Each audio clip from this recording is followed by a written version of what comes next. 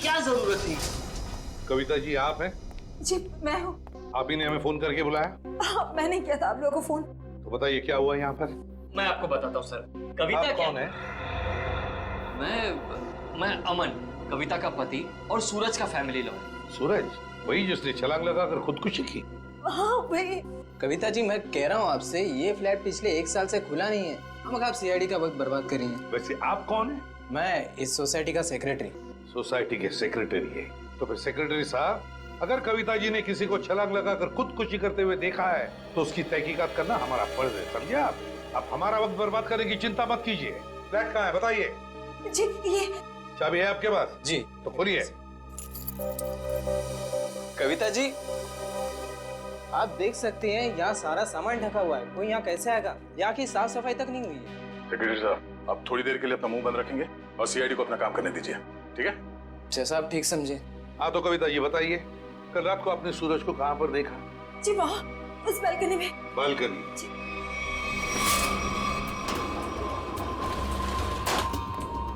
आइए बताइए, सूरज को कहाँ देखा था आपने? यहाँ खड़ा था।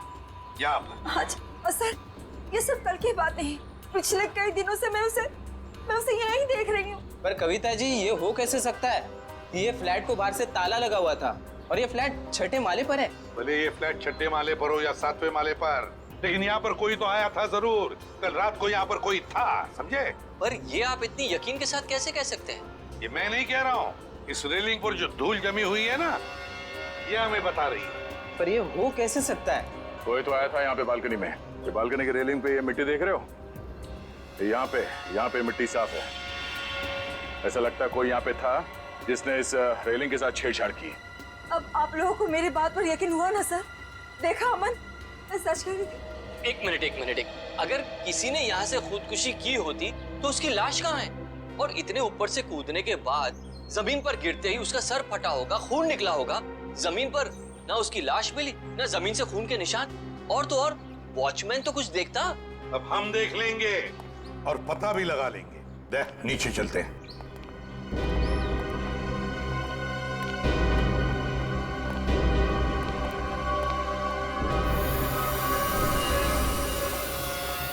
आशय, कोई खून के निशान दिख रहे क्या?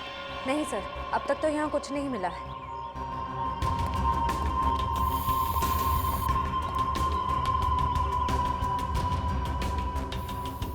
वॉचमैन, कल रात ड्यूटी पर थे ना तुम? साहब नहीं था। तो फिर तुमने देखा कैसे नहीं किसी को ऊपर से गिरते हुए? साहब रात में मैं ही यहाँ पे बैठा हुआ था। ये मेम साहब अचानक यहाँ आई और बोलने लगी कि सूरज ऊपर से कूद गया। अच्छा एक बात बताओ, कल कोई अनजान आदमी आया था कल रात को यहाँ इस विंग में? नहीं साहब, इस विंग में जो लोग रहते हैं वही लोग आए थे साहब। आप चाहें तो मैं आपको रजिस्टर भी दिखा सकता हूँ साहब। सर हाँ? सर खून के कोई ट्रेसेस नहीं मिले वहाँ पे। ऐसे कैसे हो सकता है? आप लोगों को कुछ सबूत मिला है ना बालकनी में किसी की मौजूदगी का? मैं सच कह रही हूँ सर, मेरा यकीन कीजिए। कविता जी, हम आपका पूरा विश्वास कर रहे हैं, आप सच बोल रही हैं। मैं तो सच बोल रही हूँ, लेकिन मुझे लगता है कि ये लोग झूठ बोल रहे हैं। क्या मतलब? शायद ये लोग मुझे झूठा साबित करना चाहते हैं। लेकिन क्यों गलत साबित करना चाहते हैं ये लोग? ऐसा ही है सर, मेरे आने से पहले इन लोगों ने लाश को ठिकाने लगा दिया होगा, खून भी साफ कर दिया होगा। मेरा यकीन कीजिए, मैं सच बोल रही हूँ। कविता, तुम सबके सामने पतंग खड़ा कर रही हो।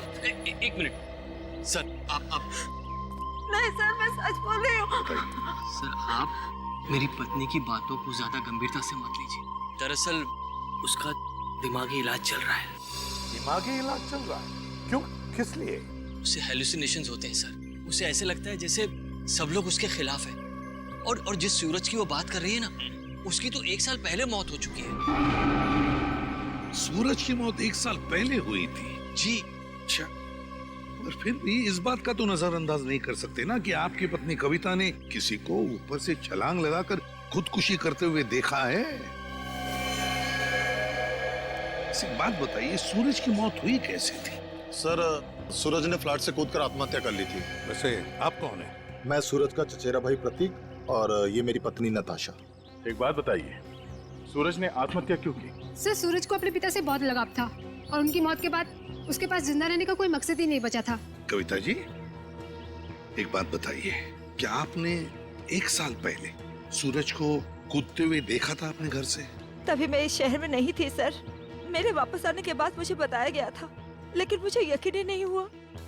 माँ बाप की मौत हर बच्चों के लिए बहुत बड़ा सदमा होती है, लेकिन इसका मतलब ये नहीं है कि आप अपनी जिंदगी का अंत ही कर दो। सर, मैं पूरे यकीन के साथ कह सकती हूँ कि सूरज जिंदा था। पिछले कई दिनों से मैं उसे देख रही थी। कविता, सर आप यकीन कीजिए सर। बस करो। तुम्हारी तबीयत ठीक नहीं है। हाँ? चलो घर चलो, तुम्हारे आराम का वक्त हो गया। अमन, मैं सच कह। Excuse me sir. सर, चलो चलो चलो चलो मेरे साथ चलो। अमन, मैं सच बोल रही। सर, कविता आंटी को सूरज की मौत का बहुत गहरा सदमा लगा है, इसलिए उसके कूदने का दृश्य उनकी आंखों के सामने बार बार आता रहता है। सर, कविता आंटी की अपनी कोई संतान थी नहीं और वो सूरज को अपने बेटे समान मानती थी। सूरज को हॉस्पिटल कौन ले गया था? मैं, नताशा और अमन अंकल, हम तीनों मिलकर लेकर गए। सर मैं भी था। हाँ, शेखर, सूरज के पिता का बचपन का दोस्त। कौन से हॉस्पिटल ले गए थे सूरज को? Sir, city hospital. City hospital. देख, सूरज की मौत 1 साल पहले हुई है, तो पता लगाना पड़ेगा कि लोकल पुलिस स्टेशन का कौन सा ऑफिसर उस केस को देखता था, और फिर उससे लेकर सिटी हॉस्पिटल जाना पड़ेगा। 16 दिसंबर 2012 की रात थी जब सूरज को इस हॉस्पिटल में लाया गया था। काफी नाजुक हालत थी उसकी, कंधा टूट गया था उसका, सर पे भी गहरी चोट आई थी। लग नहीं रहा था कि वो बचेगा। लग नहीं रहा था? बिल्डिंग से कूद के उसकी मौत हो गई थी ना? मौत? नहीं सर, इस हॉस्पिटल के डॉक्टर इतने काबिल थे, उन्होंने उसको बचा लिया था। क्या सूरज जिंदा है? नहीं सर, वो मर चुका है। अरे अभी अभी तो तुम कह रहे थे कि डॉक्टरों ने उसे बचा लिया था।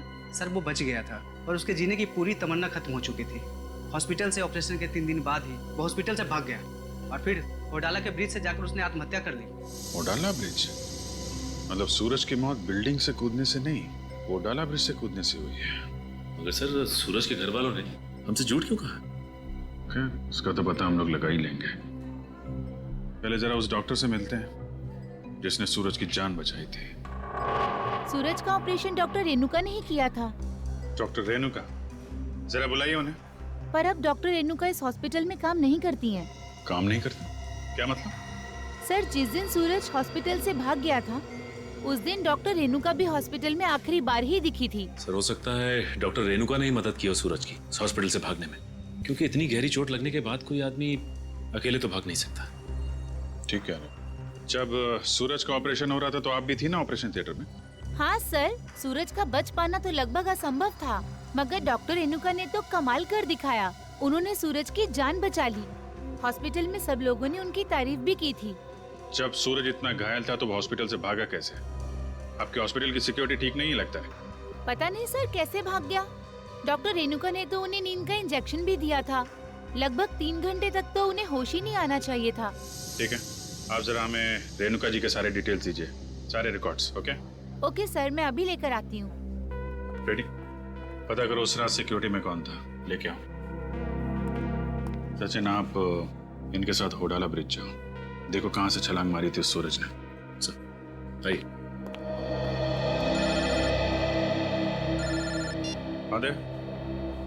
नहीं, अभी तो मैं हॉस्पिटल में ही हूँ। हाँ, कुछ हैरत अंगेज चीजें पता चली है, मिलके बताता हूँ। Okay okay, bye. सर, उस रात ये वॉचमैन ड्यूटी पे था। एक घायल आदमी हॉस्पिटल से भाग गया है? ड्यूटी पे सोते हो क्या? साहब, मैंने उसे रोकने की पूरी कोशिश की थी, लेकिन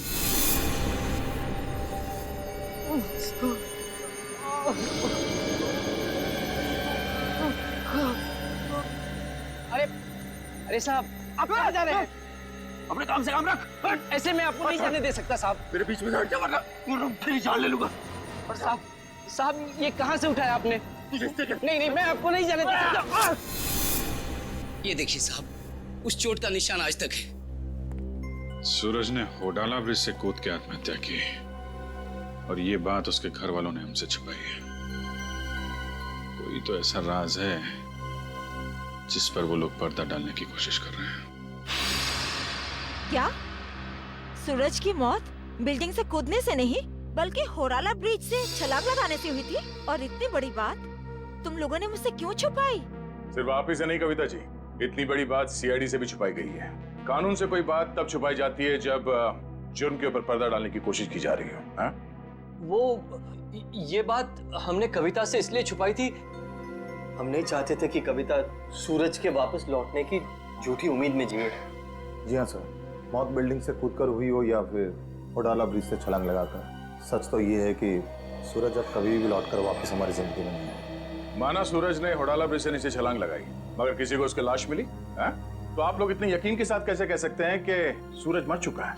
मैं जानती थी कि सूरज जिंदा है और वो वापस जरूर आएगा। हे भगवान, तेरा लाख लाख शुक्र है, वो वापस आएगा। इसीलिए हमने ये बात कविता से छुपाई, क्योंकि हम नहीं चाहते थे कि ये सूरज की वापसी की झूठी आस में बंधी रहे। अब आपने इसे सब कुछ सच सच बताकर इस बेचारे की बची कुची जिंदगी में भी जहर घोल दिया। तुम मेरे पति नहीं हो, दुश्मन हो दुश्मन। तुमसे मेरी खुशी देखी नहीं जाती, मेरा सुख तुमसे बर्दाश्त नहीं होता। बोलो, ये छुपाया था मुझसे। कविता जी संभालिए। छोड़िए छोड़िए, अब तो खुश है ना आप लोग हमारे घर में झगड़ा लगाकर? आपके घर के झगड़े से ज्यादा जरूरी फिलहाल हमें यह जानना है सूरज जिंदा है या नहीं, और अगर वो जिंदा नहीं है तो फिर कौन है वो आदमी जो नकली सूरज बनकर ये खेल खेल रहा है?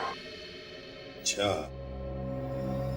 ये है डॉक्टर रेणुका, इसने बचाया सूरज को। हाँ सर, इनके घर पे पूछताछ करने पे इनके नौकर ने बताया कि हॉस्पिटल की नौकरी छोड़ने के 1 हफ्ते बाद ये सिंगापुर चली गई थी। हॉस्पिटल से नौकरी छोड़ने के बाद ये सिंगापुर चली गई, तो फिर कभी ना कभी तो वापस आती होगी। नहीं सर, वापस आना तो दूर की बात है, इन्होंने एक फोन तक नहीं किया। अरे, एक फोन तक नहीं किया? बड़ी अजीब बात है। कोई अपना घर नौकर पर सौंप जाता है तो कभी ना कभी फोन करके पूछताछ तो करता है घर की हालत के बारे में। हाँ सर, पर इन्होंने ऐसा बिल्कुल नहीं किया। और सर, नौकरों की पगार हर महीने सीधे उनके अकाउंट्स में डाल दी जाती है, वो भी कैश। नहीं नहीं नहीं नहीं, कुछ और ही चक्कर है, कुछ और ही चक्कर है ये। सर ये धीरज, इन्होंने सूरज को ओडाला ब्रिज से कूदते हुए देखा था 1 साल। क्या तुम्हें पूरा यकीन है कि वो सूरज ही था? जी सर, पुलिस ने उस वक्त उसकी फोटो दिखाई थी, वही सूरज था। क्या यही था वो? हैं? जी सर, यही सूरज था। अगर तुमने सूरज को ब्रिज से कूदते हुए देखा तो तुमने उसे बचाने की कोशिश क्यों नहीं की? रोका क्यों नहीं उसे? सर, मुझे नहीं मालूम था कि ये कूदने वाला है। मैंने समझा कि बस यूं ही टहलने के लिए आया होगा। जब तक मैं कुछ समझ पाता, इन्होंने वहां से छलांग लगा दी। कब हुआ ये? सर, रात तकरीबन 1 बजे की। रात के 1 बजे? तो क्या मैं पूछ सकता हूँ कि रात के 1 बजे आप वहाँ क्या कर रहे थे ओडाला ब्रिज पर? सर, वो क्या है ना कि मैं एक लेखक हूँ। जब कभी कहानी लिखते लिखते अटक जाता हूँ तो वहाँ टहलने के लिए निकल पड़ता हूँ, इस उम्मीद से कि शायद कोई नई प्रेरणा मिल जाए। लेकिन जब से ये हादसा हुआ है ना सर, मैंने उस ब्रिज पे जाना बंद कर दिया है। वैसे आप लिखते क्या है? सर, मैं उपन्यास लिखता हूँ, नोवेल्स। ठीक है धीरज, थैंक यू वेरी मच, तुम जा सकते हो। अगर जरूरत पड़े तो हम तुम्हें फिर से बुला लेंगे। सर, ये ओडाला ब्रिज के नीचे के पानी का बहाव बहुत तेज है सर। अगर कोई भी आदमी ऊपर से नीचे गिरता है तो उसका बचना अब नामुमकिन है सर। और तो और सर, पुलिस वालों ने उस जगह की अच्छी तरीके से छानबीन करवाई थी गोताखोरों से, लेकिन सूरज की लाश नहीं मिली थी सर। हो सकता है कि तेज बहाव की वजह से वो सूरज को ढूंढ नहीं पाए होंगे, या फिर किसी न किसी वजह से सूरज डूबने से बच गया। सर, अगर ये सूरज बच गया है तो सिर्फ कविता जी को क्यों दिखाई देता है, अमन जी या बाकी लोगों को क्यों नहीं? वही तो, अगर ये बच गए तो सिर्फ कविता को ही कैसे दिखता है, और किसी को क्यों नहीं दिखता? नहीं नहीं नहीं नहीं नहीं नहीं, कुछ ना कुछ तो गड़बड़ जरूर है, क्योंकि अगर ये बच गया तो सबके सामने क्यों नहीं आता है? सर, शायद ये कविता जी का कोई वहम है। नहीं नहीं नहीं निखिल, ये कोई वहम नहीं है, कोई वहम नहीं है। अगर ये कविता जी का वहम होता तो वे सूरज की घर की बालकनी के रेलिंग पर जो धूल जमा हुई थी उसमें से इतना सा हिस्सा ही साफ कैसे मिला हमको? इतना सा हिस्सा साफ कैसे मिला? उसका एक ही मतलब है कि कोई ना कोई तो था सूरज के घर में, कोई ना कोई तो गया था सूरज के घर में जिसे कविता ने देख लिया। मगर कौन गया था सूरज के घर में? है कौन ये? इसका पता तो लगाना ही पड़ेगा।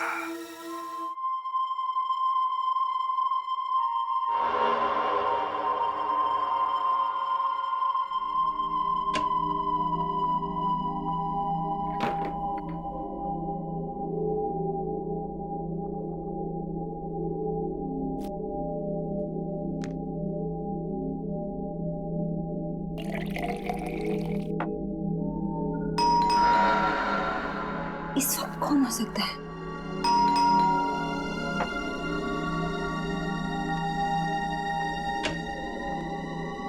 कौन है?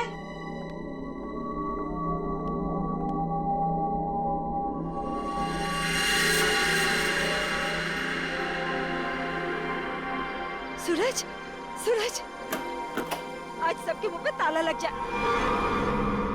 हैं? सूरज, अब कहाँ चले गए? सूरज कहाँ? सूरज बंद करो ये मजाक, कहाँ हो तुम? सूरज आ जाओ अभी। सूरज, मेरी आंखें तरस गई है तुम्हें देखने के लिए। सूरज, सूरज कहाँ हो सूरज तुम? सूरज, सूरज। कविता आंटी, सूरज तुम ऊपर जा रहे हो ना? आप ठीक हो ना? मुझे तुम्हारे कदमों की आवाज आ रही है। सूरज रुक जाओ। आप ऊपर क्यों जा रही हो? सूरज रुक जाओ, रुक जाओ सूरज। कविता आंटी, इस वक्त आप छत पर क्यों जा रही है? सूरज, सुना ही नहीं होगा। सूरज, सूरज मैं जानती हूँ कि तुम छत पर आके छिपे हो। देखो, अब अच्छे बच्चे की तरह वापस आ जाओ। अब मेरे सब्र का और इम्तिहान मत लो सूरज। कहाँ हो तुम? अब अगर तुम 5 गिनने तक बाहर नहीं आए ना, मैं तुमसे कभी बात नहीं करूंगी। 1, 2, 3, 4।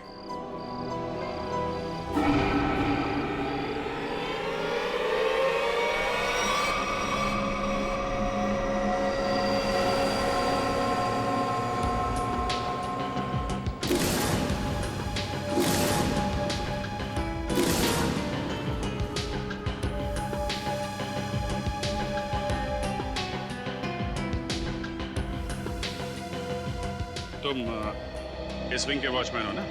जी साहब। कैसे हुआ ये सब? साहब, कल रात तकरीबन 2 बजे मुझे किसी की चीख सुनाई दी।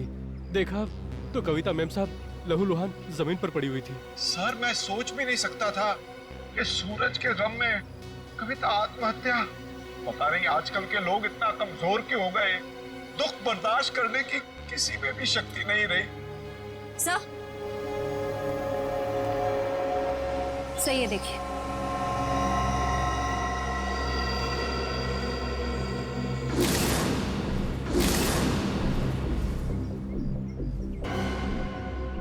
ये बात है। शेखर जी, कविता ने आत्महत्या नहीं की है। क्या बोल रहे हैं आप? इनके हाथों में बहुत सारी खरोंचे हैं, चूड़ियां टूटी हुई हैं। ऐसा लगता है कि उसकी किसी से हाथापाई हुई है। शायद खूनी ने छत पे से धक्का दिया इनको।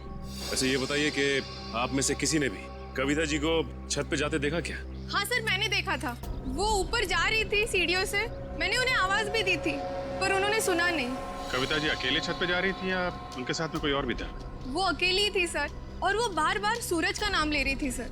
मतलब सर, ये सूरज भी छत पे ही था? हो सकता है या फिर वो आदमी जो सूरज बनने का नाटक कर रहा है। ये अमन जी नहीं दिखाई दे रहे? कहाँ है वो? पता नहीं जी, सुबह से उसका नंबर ट्राई कर रहा हूँ लेकिन फोन ऑफ है। सर, वो घर पे भी नहीं है। शायद ऑफिस में हो। ऑफिस के नंबर पे डायल करके देख, कहाँ है वो? कल रात कोई अनजान आदमी आया था यहाँ पे? नहीं साहब, मैंने किसी को नहीं देखा। सो रहे थे क्या? नहीं साहब, मैं सच कह रहा हूँ। मैं कल रात जाग रहा था और मैंने किसी को नहीं देखा इस विंग में जाते हुए। अगर जाग रहे थे तो किसी और को कविता के साथ छत पे जाते हुए क्यों नहीं देखा तुमने? मुझे तो ये भी नहीं पता साहब कि कविता मैम छत पे कैसे चली गई। छत का दरवाजा हमेशा बंद रहता है। चाबी किसके पास रहती है? चाबी मेरे पास रहती है साहब। लाओ चाबी लो। सर, ये देखिए, चाबी में चिकनाहट है। चिकना तो है। साबुन। लगता है किसी ने साबुन पे चाबी का निशान लिया है और डुप्लीकेट चाबी बनाई है। नहीं साहब, मैंने किसी को चाबी नहीं दी थी साहब। तुमने कुछ नहीं किया, लेकिन लापरवाही तो की है ना तुमने। केबिन में तुमने चाबी लावारिस छोड़ दी होगी और इस बात का फायदा उठाकर किसी ने डुप्लीकेट चाबी बनवा ली। खूनी जो कोई भी है, छत पे जरूर कोई निशान छोड़ा होगा उसने। श्रेय, बॉडी को पोस्टमार्टम के लिए भिजवा दो।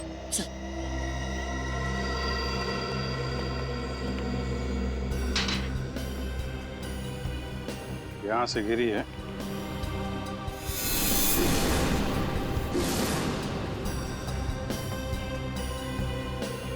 चूड़ी, इसका मतलब यहीं से खूनी ने कविता जी को नीचे फेंका है। यहीं पे हाथापाई हुई होगी और खूनी ने कविता को यहाँ से फेंक दिया है।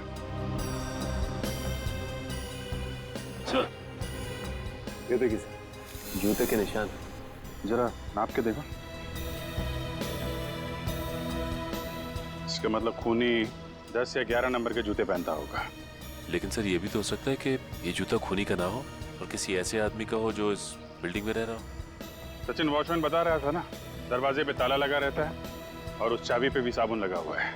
इसका मतलब खूनी ने डुप्लीकेट चाबी बनाई है। ये निशान खूनी का ही होगा।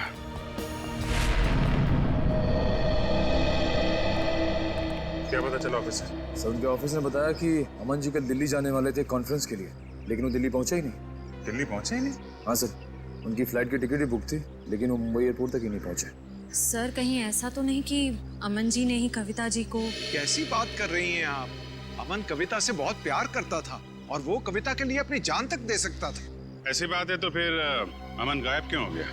बीवी की मौत हो गई और पति लापता? सर मुझे शुरू से ही अमन के हाव-भाव कुछ ठीक नहीं लग रहे थे। क्या मतलब?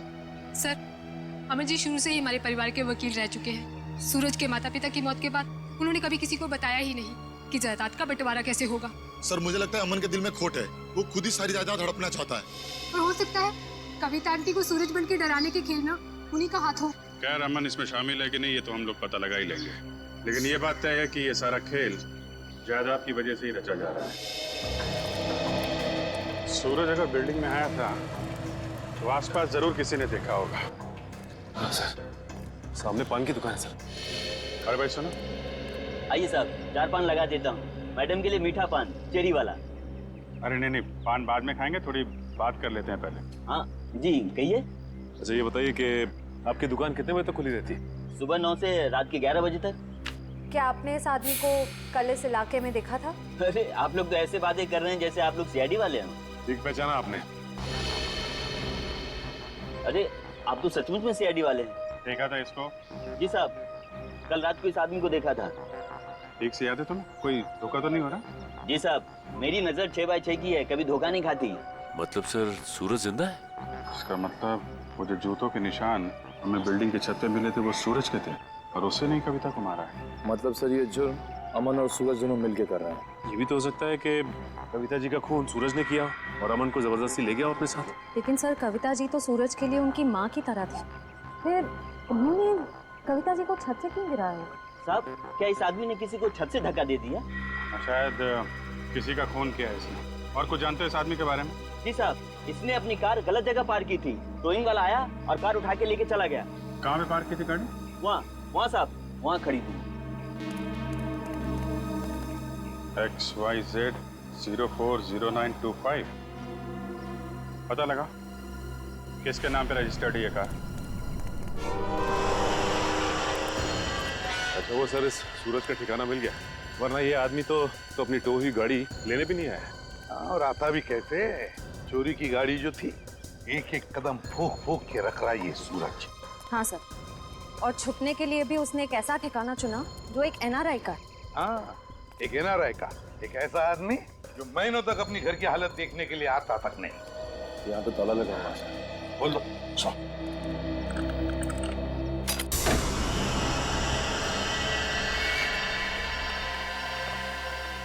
इस कमरे में से तो बहुत बुरी तरह से बदबू आ रही है।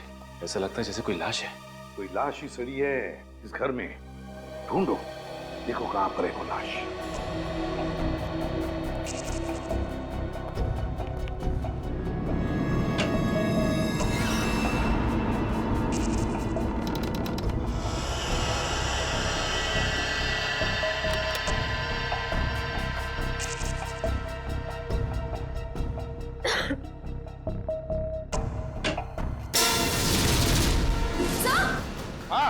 सर जल्दी आइए।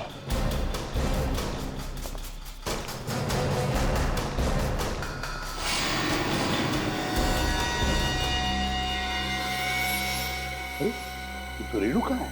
यही है ना वो डॉक्टर जिसने सूरज पर इलाज किया था? हाँ सर, ये रेणु का ही है।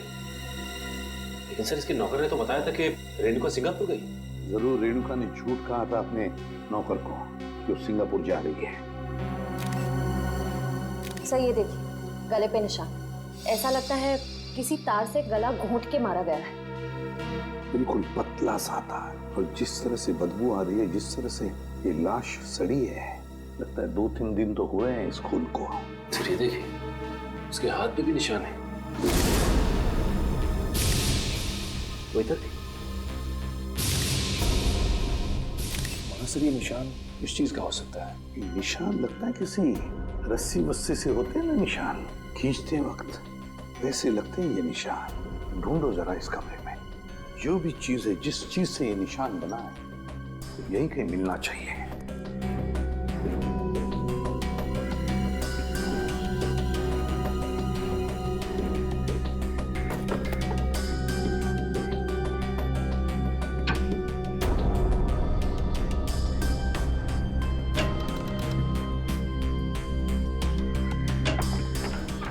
माय गॉड, सचिन ये देखो क्या है यहाँ पर कबर्ड में। डमी।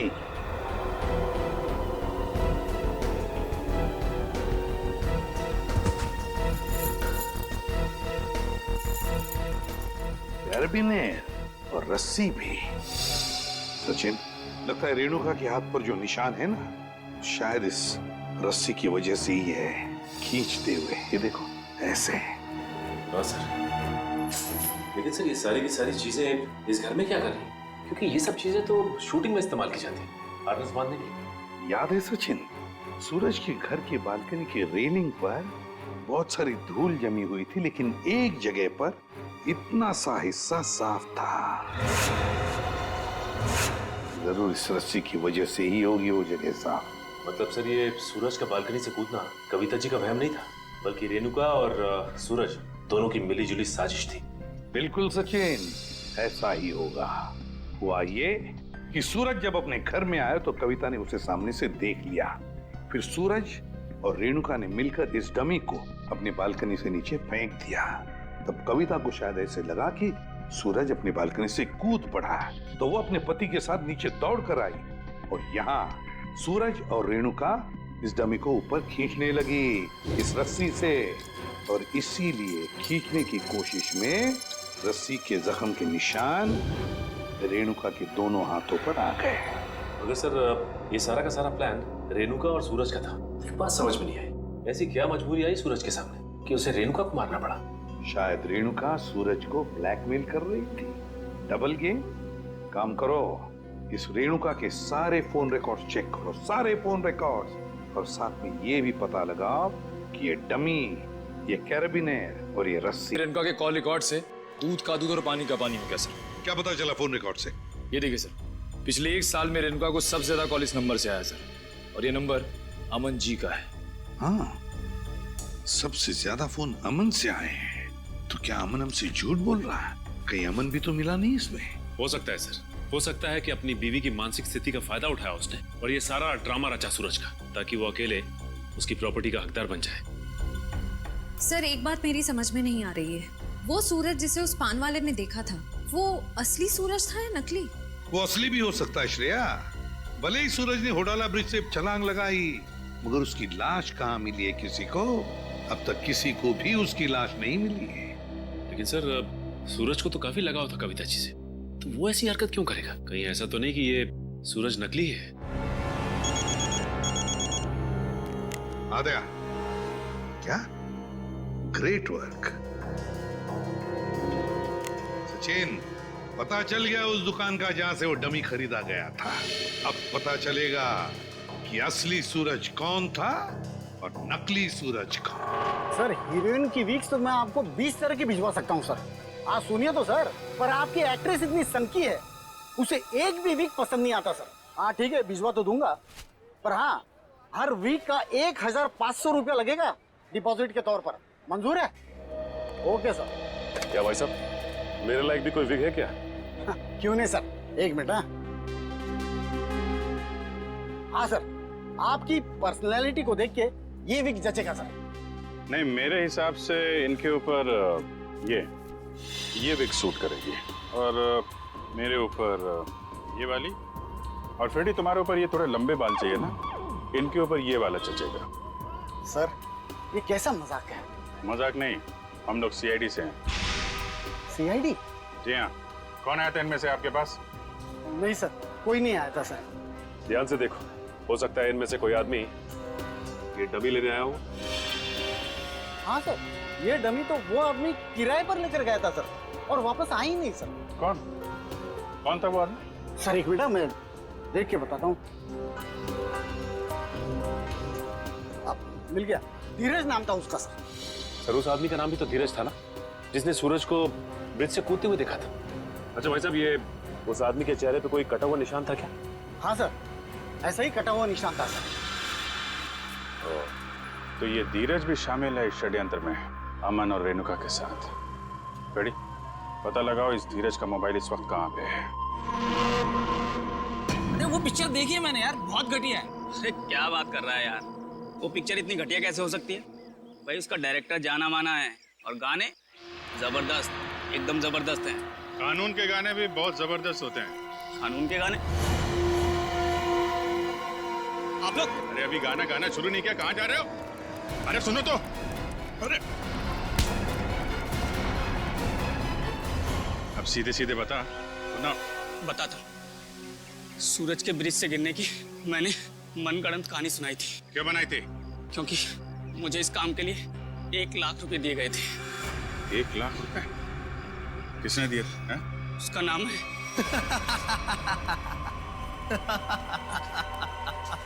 क्यों किया तुमने कविता के साथ ये सब?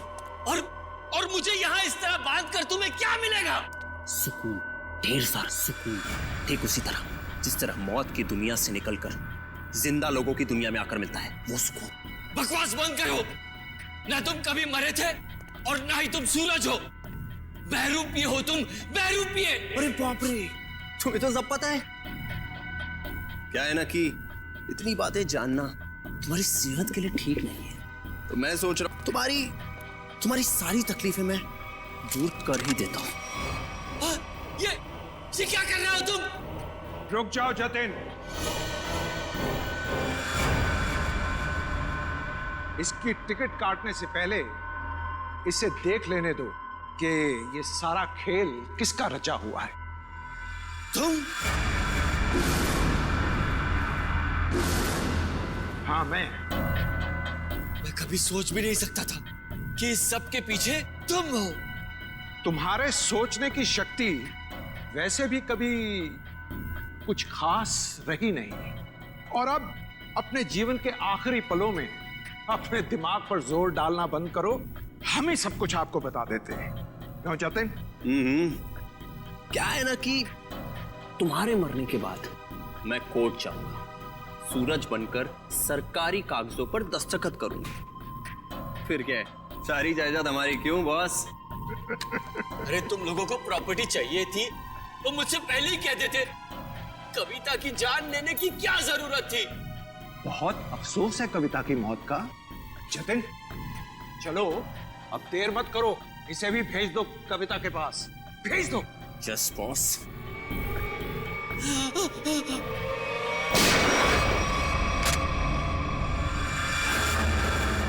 सब कुछ सुन लिया हम लोगों ने। अगर बाकी मुजरिम भी आप लोगों की तरह अपना जुर्म अपने आप कबूल कर लें तो सीआईडी का काम काफी आसान हो जाएगा। क्यों शेखर जी, आपका क्या कहना है? अरे रे रे रे रे, इतने भयानक मुजरिम को इतने आसानी से नहीं भागने देंगे हम लोग। क्यों किया ये सब? सूरज को उसके पिता से बहुत लगाव था, और उसकी मौत के बाद उसके जीवन में कोई रुचि नहीं रह गई थी। उसके दिमाग में आत्महत्या करने के ख्याल पनपने लगे। इसलिए तुमने सोचा कि सूरज को तो प्रॉपर्टी में कोई इंटरेस्ट है नहीं, तो क्यों ना बहती गंगा में हाथ धुल लिया जाए, उसकी प्रॉपर्टी हथिया ली जाए। हाँ, इसलिए जब पहली बार सूरज ने बिल्डिंग से कूदकर आत्महत्या करने की कोशिश की तो तुरंत मैं उसे हॉस्पिटल लेकर गया ताकि किसी तरह से भी उसकी जान बच जाए, और वो अपनी सारी दौलत मेरे नाम कर दे। और जैसे ही रेणुका को पता चला कि करोड़ों रुपए तुम्हारे हाथ लग गए तो उसने अपना हिस्सा मांगना शुरू कर दिया तुमसे। हाँ, लेकिन गड़बड़ तब हुई जब वो दोबारा हॉस्पिटल से भाग गया।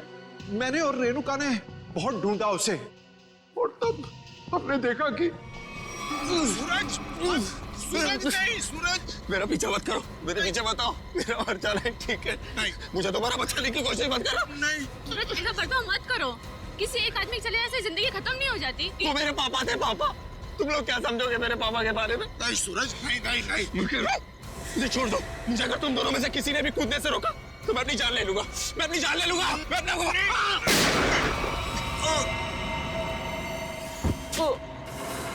क्या?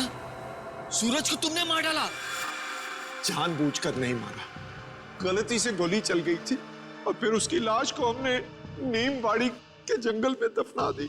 और फिर धीरज को तुमने अपना झूठा गवाह बना लिया ताकि कानून को गुमराह कर सको।